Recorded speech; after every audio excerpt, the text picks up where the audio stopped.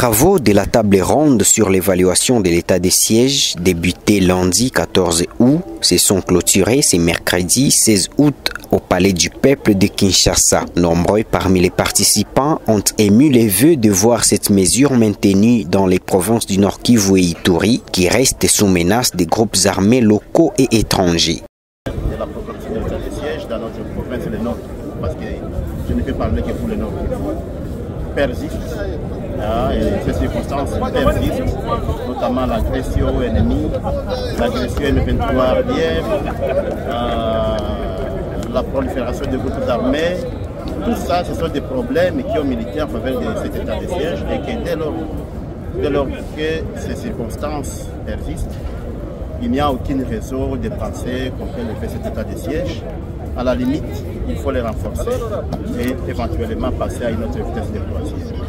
Je vais poser une question très importante, monsieur le journaliste, celle de savoir si c'est le moment de lever l'état de siège. À ce niveau, je dois reconnaître que notre constitution donne ce pouvoir de l'appréciation du moment, de l'opportunité au seul chef de l'État, le président de la République, garant des institutions. C'est en vertu de ces prérogatives qu'il a décrété l'état de siège. Et que donc c'est en vertu des mêmes prérogatives que le moment venu, il pourrait les lever. C'est encore en vertu de ces prérogatives qu'il pourrait les maintenir en dépit de tout le chahitement, de tout le chantage qu'il y a eu dans le chef de certains à l'occasion de la table ronde.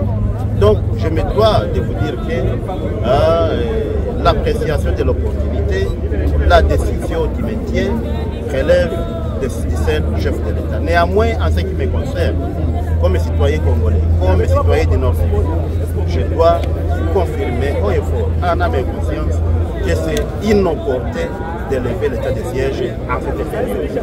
Parce que l'ennemi est toujours là. Les intentions belliqueuses de l'ennemi sont toujours là. Les visées expansionnistes de l'ennemi du Rwanda sur les territoires congolais sont toujours là. L'ennemi est décidé à nous faire du mal et que donc, à la limite, tout ce que nous devons faire, c'est de nous organiser conséquemment. Nous organiser conséquemment pour contrer l'ennemi, pour bouter dehors l'ennemi de la République, l'agresseur de la République.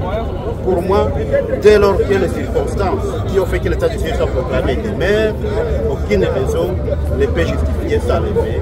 À la limite, nous devons tous concourir pour que l'état de siège aboutisse et réalise sa mission. Le chef de l'État, dans son discours, il nous a interpellés.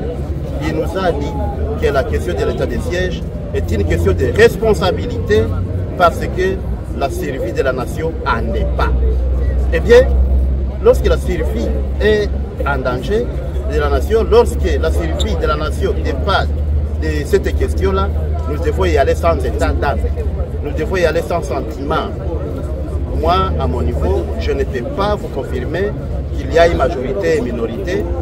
Aucune tendance ne s'est dégagée. Une chose vraie, c'est qu'on a passé à revue des options. Néanmoins, en ce qui me concerne, je ne reconnais qu'une seule option pour moi, celle du métier. Celle du métier parce que si vous posez la question à X soutient la levée, de vous dire qu'est-ce qu'il ferait s'il est réhabilité pour nous donner la paix, il n'a pas la réponse.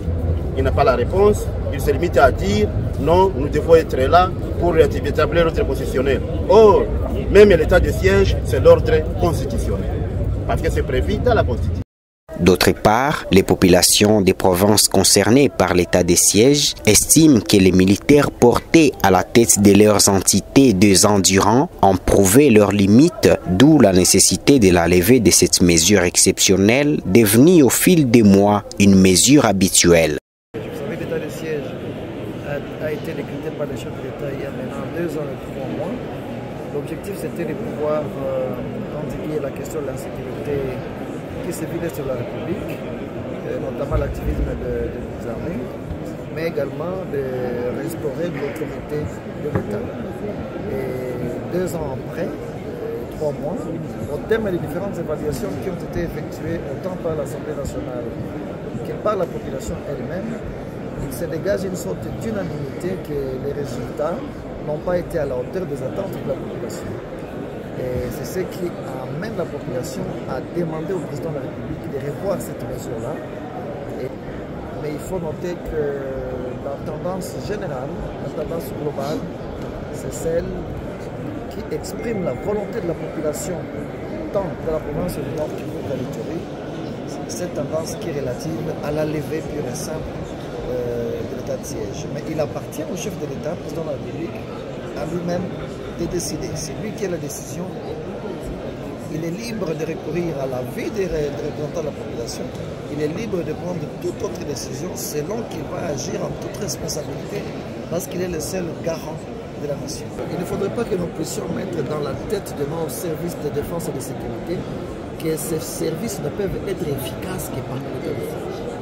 De manière ordinaire, il relève de la compétence de l'armée de pouvoir protéger la population, de protéger l'intégrité du territoire national. Ce n'est pas seulement pendant l'état de siège. Les renforcements de la logistique sur le plan militaire, les renforcements des stratégies militaires ne nécessitent pas qu'il y ait un état de siège. Donc la levée de l'état de siège n'est pas un prétexte pour que l'armée puisse ne pas faire son travail. Tout autant, je voudrais dire, la levée de l'état de siège n'enlève pas à l'armée sa mission constitutionnelle de protéger l'intégrité du territoire national et de défendre la population ainsi que ses biens. Donc pour nous, la levée ne changera absolument rien. Par contre, ça amènera l'armée à être beaucoup plus renforcée par d'autres mécanismes et laisser l'autorité civile faire son travail. Les coordonnateurs du programme national de désarmement, de mobilisation, réinsertion communautaire et sociale, Tommy Tamboué, donne ici ses impressions des travaux menés pendant 3 jours dans cette table ronde. Je déplorais, mais de s'occuper des questions essentielles qui étaient préparées. Certains compatriotes ont voulu déborder, ont voulu aller même à remettre en cause les institutions de la République qui n'étaient pas prévues et qui n'étaient même pas à l'ordre du jour. Bon, comprenons, le peuple s'exprime d'une manière ou d'une autre. Ça fait partie de la démocratie. Mais l'exercice, c'est un exercice qu'il faut encourager. Le chef du gouvernement congolais, Jean-Michel Samalou Kondé, qui a clôturé ses travaux, a simplement annoncé vouloir rendre compte au président de la République, Félix-Antoine Tshisekedi, à qui reviendra la conclusion du maintien, de la requalification ou même de la levée de l'état de siège dans la province du Nord Kivu et celle de l'Ituri.